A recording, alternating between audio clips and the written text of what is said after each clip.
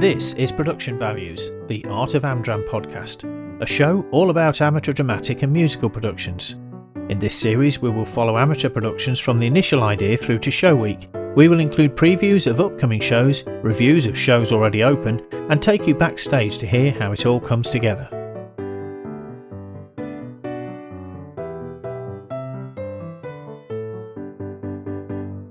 Episode 3: Things that go bump on stage right. Over the years that I've been involved in Amdram, I have known several people who have had strange experiences while working at the Little Theatre in Leicester. I've even had my own personal encounters with events there that I could not explain. It was Halloween 2024 that inspired me to think about and then share some of the strange things that happened. Here are some of those stories. To set the scene, it is worth noting that the Little Theatre was originally a Baptist church. When I was working there 40 years ago, it still had a graveyard complete with gravestones. According to theatre legend at the time, the graveyard was still consecrated ground, which was unfortunate if true, as the beer shed for the theatre bar stood in the graveyard, and beer crates were often to be found stacked up onto gravestones. Also, if we had scenery that could not be reused, the graveyard was the only place that it could be stored until disposal. So if you were looking for reasons why the dead might be a bit annoyed, the treatment of the graveyard was probably it. The first story is something that happened to my late father back in the mid-1970s. He was working with the Leicester Drama Society's senior stage manager, the also dearly departed Trevor Brooks. They were putting the finishing touches to a set which was the living room of a stately home, complete with a real chandelier. The chandelier was hanging from a sturdy chain which, out of sight of the audience, was connected to the centre rope of a 3-line cloth flying set. This whole rig was heavy, and took both of them to haul up into position. They were the last 2 people in the theatre on that day, and having finished, went into the empty auditorium to look at the set. As they watched, the chandelier lifted up by about a foot, swung for a couple of seconds, before crashing back down into its original position. Assuming that someone was messing around, Trevor ran onto the stage and up the vertical ladder to the fly rail. No one was there, so Trevor went to the door at the far end of the fly rail which leads out onto a rooftop walkway. He was thinking that maybe someone had come in through this roof door, but this was locked from the inside. He called down to my dad, who by this time was on stage by the stage manager's desk. Maybe it was a rat, suggested my dad, but Trevor grabbed the rope that supported the chandelier. Impossible, he said, I can't move it with one arm. It would have to be a record-breaking super rat to move that chandelier. Trevor descended the ladder to the stage, and they tried to think what could have caused it. The steel grid that all of the flying ropes and pulleys are connected to often groans and bangs as it heats and cools, but that didn't explain how the chandelier rose first before dropping. If it had just settled on its chain, that would have explained it moving, but not how it moved up by a foot first.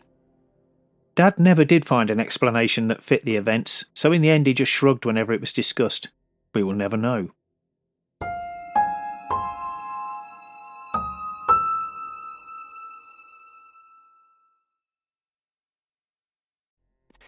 The creepiest story that I was told happened to a friend who found himself working late one night on his own trying to catch up on a set build. It's hard to believe that people would work alone in a place as potentially dangerous as a theatre, especially in the pre-mobile phone days, so you couldn't call for help if something bad happened. Anyway, it was a very different world back in the 1970s. So, he is working in the paint shop. In reality, the paint shop is a huge scenery store, but also used as a paint shop, which runs from end to end behind the stage. It is also the route for performers to reach stage left. I think he was building a bookshelf, can't remember to be sure. As he worked, he became aware of a distant knocking sound of a door, gently opening slightly and then closing again. He worked out that this was the inner door that stopped members of the public entering the main body of the theatre whilst visiting the ticket office via the main outer stage door. Dismissing it as a draft, he carried on working. But a few minutes later he realised that he could now hear the door to the dressing rooms also opening and closing as well as the door downstairs still doing this. He thought it was a bit odd, but after a comforting cigarette he carried on working. Soon afterwards he described how he started to feel very uncomfortable, as if the atmosphere of the theatre had changed, and this was followed by the doors to the auditorium beginning the opening and closing, along with the other sets of doors continuing. At this point he realised that the door next between him and this weird event was the door from the dressing rooms onto the stage, after which the next door was a few feet away from him leading into the paint shop. Almost inevitably, he heard the door on the stage begin opening and closing as well. He was now feeling extremely uncomfortable and decided that if the paint shop door began this opening and closing, he was going to make a run for it. Sadly, from where he was, the only easy route out was through the doors that were opening and closing, but he decided that he would charge through each door at full speed and meet anyone or anything responsible at full speed. Even if he took the stairs by the stage left door of the paint shop, which led to the mezzanine storage room under the stage and through to the theatre's main corridor, he would still have to pass through at least one of these doors that was banging. Anyway, he put his jacket on, checked all his cigarette ends were safely extinguished, and braced himself. After a short while, in front of his eyes, the paint shop door began opening and closing, just enough to make a clunk when it closed. This was it. He charged through the paint shop door, the dressing room door, through the crush bar where the cast would wait to go up on stage, out of the dressing room and down the backstage stairs as fast as he could. When he reached the inner stage doors, he paused long enough to open the main power cupboard and kick the theatre main switch off, plunging the place into darkness. He then ran out of the stage door, slamming it behind him. Now standing in Dover Street, he said the morbid feeling that he'd had disappeared. Looking around, life was going on as normal. The Dover Castle pub was rowdy as always, and looking to his left he could see Beaver Street at the bottom of Dover Street, which was also busy with people. Now outside, he felt a bit silly and thought that maybe he had let his imagination get the better of him. However, he decided that he'd done enough for the day and did not venture back into the theatre. I certainly wouldn't have.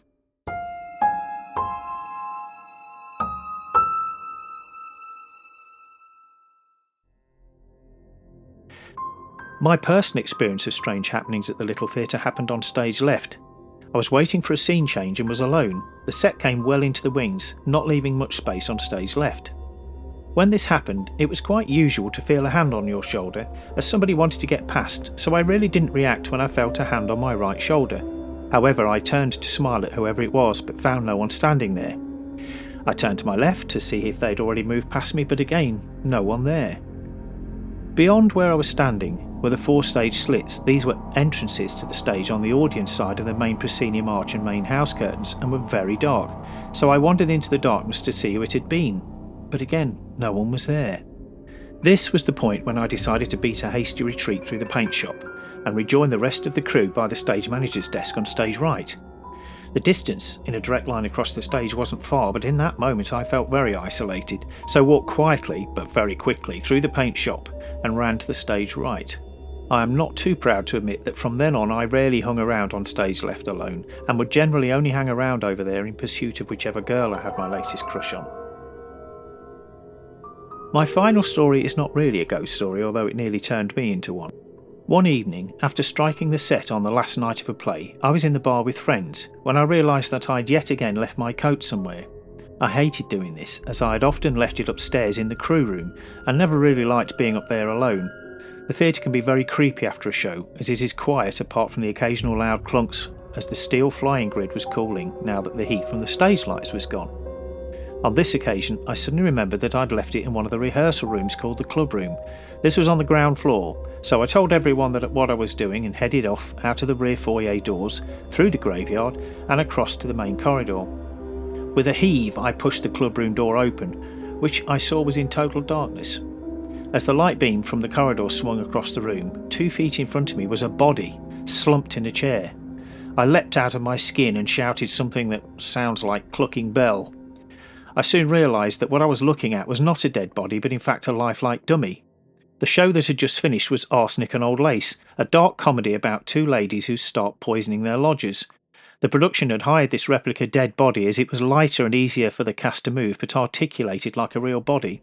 Despite realising this, I was now shaking with shock. I grabbed my coat and headed back to the bar, but I was clearly in a bad way as everyone started fussing about me and getting me glasses of brandy to calm me down, which took me about an hour to fully recover. To this day, 40 years later, no one has ever confessed to being the prankster who thought it would be a great wheeze to leave the body there.